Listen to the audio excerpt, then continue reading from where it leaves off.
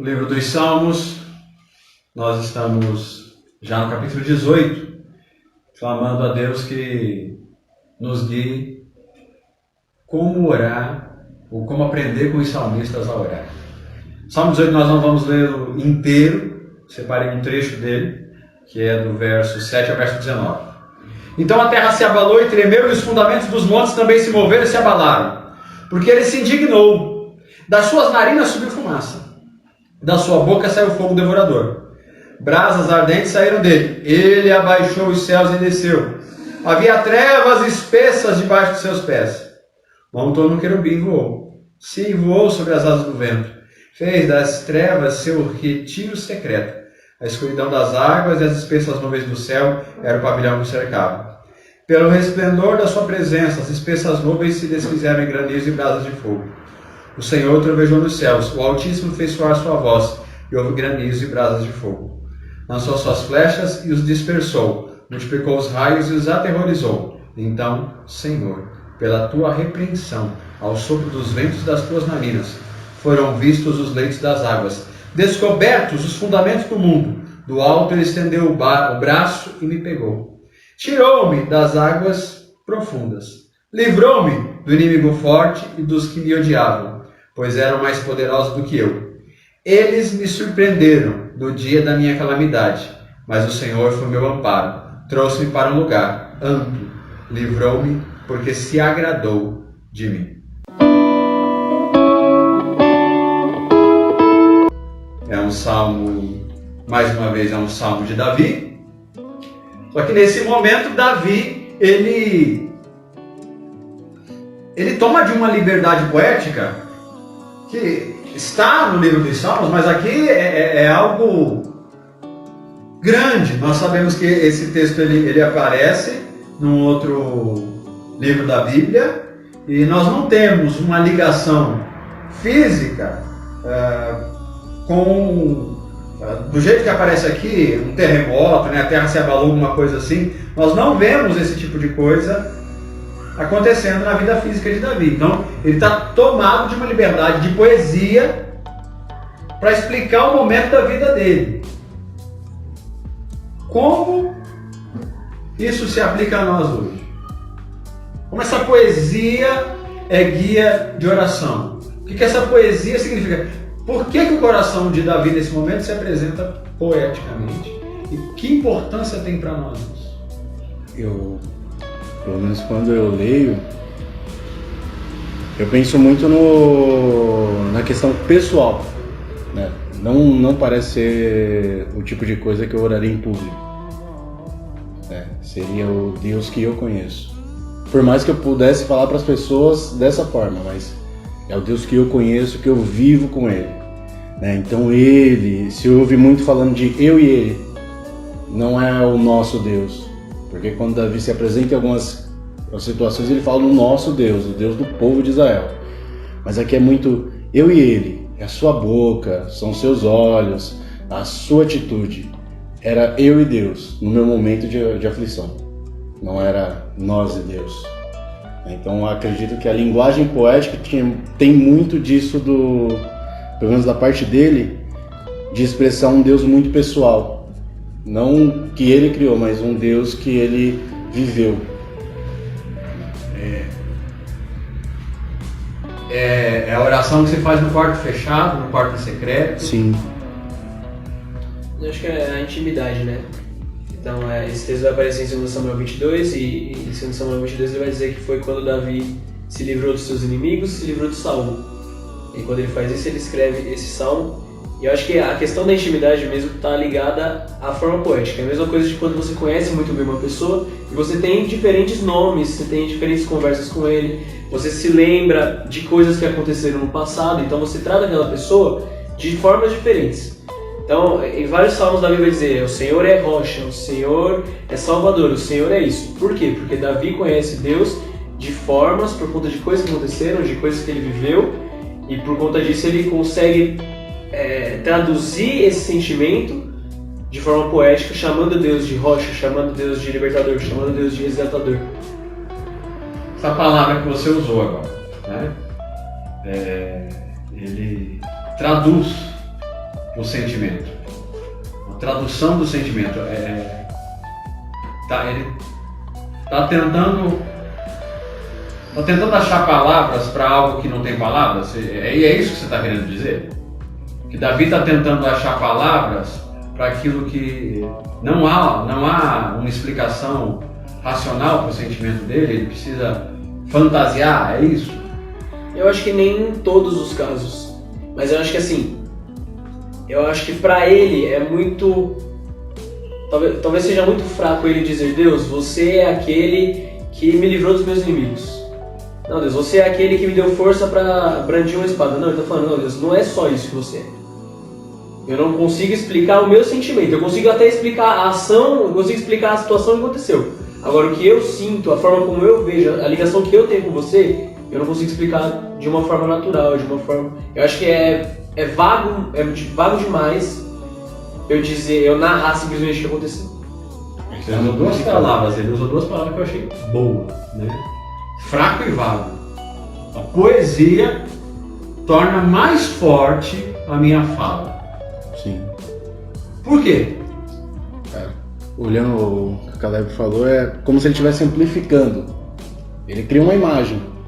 A gente não tem essa imagem clara pra gente. Então, se Davi fala assim, Deus me ajudou a vencer os meus inimigos, eu não tenho uma imagem de como foi essa luta, de como foi. Por mais que ele descreva, foi uma luta difícil, perdi tantos homens, mas também derrubamos tantos homens. Foi assim que eu venci. Isso torna um pouco vago. Agora, quando ele diz assim, já no 7, estrondeou, estremeceu a terra e as bases das montanhas tremeram, elas se abalaram porque ele se irou. Ele dá uma imagem diferente, porque todo judeu olharia para as montanhas, olharia para a terra, talvez tivesse muito essa questão da natureza, ainda está nessa... de ter um terremoto ou de trovejar a ponto de estremecer tudo, então se cria uma nova imagem, assim, não, isso aí foi um poder que não foi natural, ou pelo menos não dentro da naturalidade de uma guerra, não dentro da naturalidade daquele contexto. Então ele, pelo menos no meu ponto de vista agora, ele está ampliando a linguagem, ampliando a ideia. A gente está discutindo algo que está bem distante da gente, a poesia hebraica, né? Teria algo assim hoje? Vocês três são músicos, teria algo assim no ambiente de música hoje? Teria gente que se expressa assim? Sim. Não tanto essa música mais jovem, mas a gente tem na poesia brasileira, né? A poesia brasileira tem muito dessa ideia de ampliar a ideia ou de esconder a ideia. A gente tem na verdade a poesia portuguesa também, de Camões, quando ele vai falar do amor. Esse dia eu tava em casa, né, na quarentena, né? Aí comecei a ler Canção do Exílio, né? Minha terra tem palmeiras, onde, né? Então eu fiquei, rapaz, eu entendo esse cara hoje. Eu acho que no meio da igreja, a gente ainda tem alguns, por exemplo, eu gosto muito do Marcos Almeida, eu gosto muito, por exemplo, de Resgate, eu acho que são duas áreas onde eles falam muito, e a gente até conversa quando a gente vai sentar pra conversar, tipo, esse tipo de música aqui eu não conseguiria trazer pra igreja. Por quê? Porque é uma música que ela vai usar de poesia pra falar coisas que, se você parar, se você pensar, você vai entender, mas é muito pessoal. É muito pessoal. E eu acho que talvez isso a gente tenha perdido muito. Nas orações, elas são orações hoje que você tem que repetir Senhor, você tem que repetir Salvador. Se você usa um pai, se você usa um papai, se você usa um você, na mente da igreja já é algo diferente. Agora a gente não consegue mais orar falando Senhor, você é minha rocha, Senhor, você é isso, Senhor, você... Porque acho que a gente criou como se fosse um dicionário e disse, olha, essas palavras aqui todo mundo vai usar, então eu também vou usar. Então vamos lá, vamos trabalhar mais essa ideia poética de Davi, certo? Então Davi tá falando, encontrou uma maneira de expressar a força do que ele está vivendo dentro do coração dele, poeticamente conversando com Deus. Ele não está usando palavras distantes do seu vocabulário, correto? tudo que ele caçou aqui existe na vida dele. É real para nós quando nós chamamos Deus de rocha? É lógico que é um relacionamento nosso com a palavra, com Deus. Sim. Mas a expressão rocha é algo do nosso cotidiano? Não. A terra se abala, Senhor, no meu coração a terra se abala. Não tem um terremoto no Brasil. Como a gente traduziria isso para nós? Que sentido teria, poeticamente, se nós fôssemos construir esse salmo hoje? Contemporaneidade. Salmo da contemporaneidade. É o nome do podcast de hoje. Cara, na verdade eu acho que hoje a gente tem uma dificuldade incrível com isso. Porque pra tudo tem uma imagem. Pra tudo já tem algo assim. Eu acho que Salomão ficaria muito mais frustrado hoje em dia, né? Diria assim, não há nada de novo mesmo na Terra. Porque a gente, com esse negócio de internet, a gente não tem mais tempo de imaginar. Então, por exemplo, para eles era fácil parar um tempinho, olhar para o céu e ver como isso era grande. Um jovem paulistano já não tem mais tempo para parar e olhar para o céu, senão ele perde o ônibus. E aí ele já perdeu 1 hora de serviço ou 1 hora de faculdade.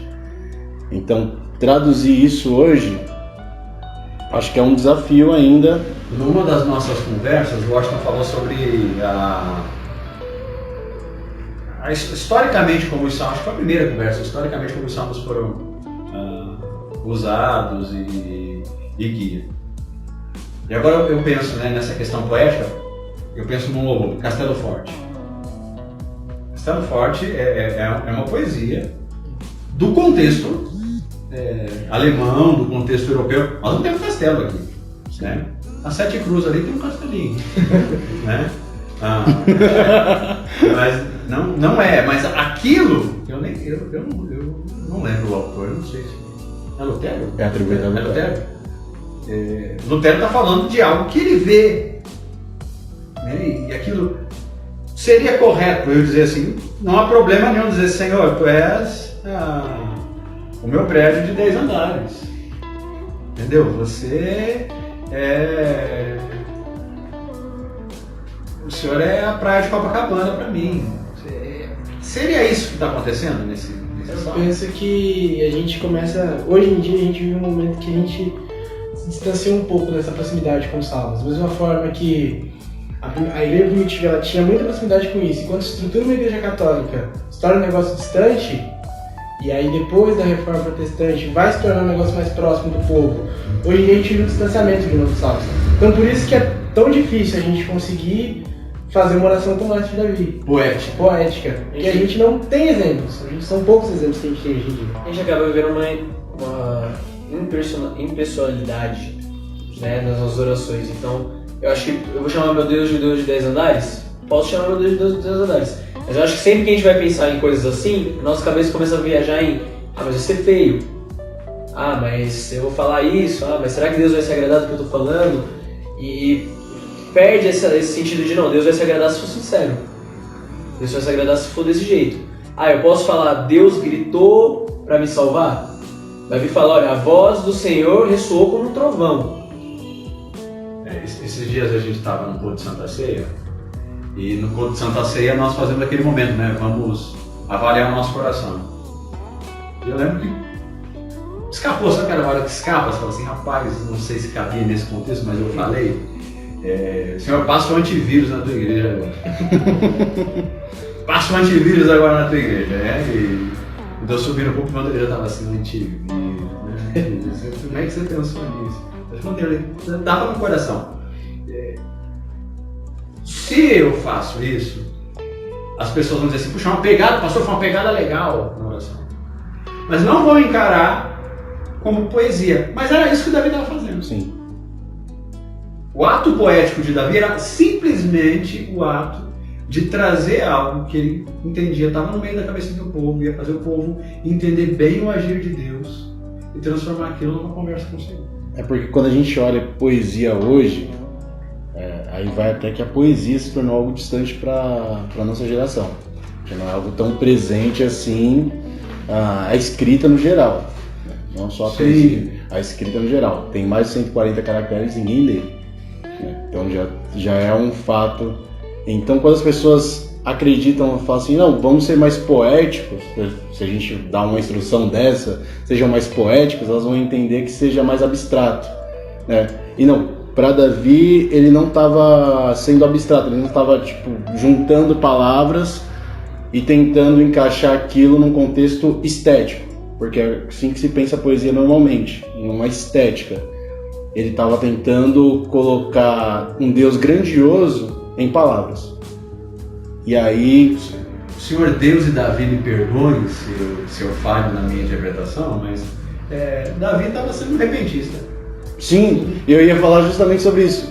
Talvez a gente consiga entender, ver uma oração dessa ou até uma pregação mais poética no Nordeste, no interior do Nordeste, porque as pessoas, né, por eu ter família de lá, não se dão a esse tipo de tecnologia no sentido assim, não, de verdade elas rejeitam esse conteúdo fácil, elas gostam daquilo que é mais puro. Então no Nordeste existe uma maneira de falar muito regional, né? Você vai ter de cidade para cidade, de estado para estado, algo muito genuíno. Então talvez você consiga ouvir, né, sobre Deus de uma maneira diferente, né? Sobre Jesus sendo um cabra forte. É isso, você não vai ter essa ideia de, não, vamos usar, não, Jesus tem que ser retratado de uma forma, a ideia de reverência, mas aquela reverência europeia. A gente trouxe isso e a gente tenta levar isso como... Davi tem reverência, é reverente, mas ele não é distante. Não é distante. E é justamente volta aquele negócio, é eu e ele. Não tem como ser nós nesse momento. Para essa oração ser genuína, eu tenho que ter realmente uma intimidade com Deus. Eu preciso desenvolver um relacionamento onde eu não estou criando uma máscara, eu não estou deixando Deus me enxerga como esse homem santo. Não, Deus enxerga todas as minhas falhas, todas as vezes que eu fraquejei, e talvez até por isso ele seja incrível, que apesar de tudo isso, ele estava ali naquela batalha, naquele momento difícil, e o que ele fez foi extraordinário. E aí eu preciso expressar isso de alguma forma. As pessoas que falam assim, Jesus é lindo. E tem pessoas que estão falando isso aí de uma forma, cara, muito sincera. Do fundo da alma. Do fundo da alma. Jesus é lindo. Por que ele é lindo? Cara, é o que ele fez por mim e tal. E a pessoa vai tentar explicar. É Davi. Davi talvez mandasse um Deus é bonitão. E isso fosse genuíno da alma dele, né? Não foi... Não distante, não. Não distante, não irreverente. É do médico dos médicos para alguém que foi curado pelo câncer. Exato. Médico dos médicos. Encontrar poesia. Esse é o desafio hoje para você. Encontre poesia para falar com Deus. Encontre poesia para fazer sua oração. Encontre poesia para fluir da tua alma para com o Senhor. Vamos orar assim. Deus, não existe nada que se compare. Eu penso na velocidade do carro, Senhor Deus, quando ela alcança 100, 200 km por hora, aquela adrenalina de sentir aquilo, o coração batendo mais forte, é tão precioso estar ao seu lado, é muito mais envolvente, é muito mais adrenalina quando eu estou contigo, quando eu falo contigo, Senhor. Essa realidade da tua presença que mexe com as nossas entranhas, é que eu te peço que o Senhor crie mais e mais, de tal maneira que essa realidade se expresse nos nossos lábios poeticamente, a gente consiga falar contigo através da poesia dentro do nosso coração, Pai. Que cada irmão, cada irmã que está lendo os salmos de Davi consiga compreender como havia poesia no coração dele, como há poesia em cada ser vivo, como um passarinho canta pela manhã. Nós queremos aprender a cantar em oração para Ti, em nome de Jesus.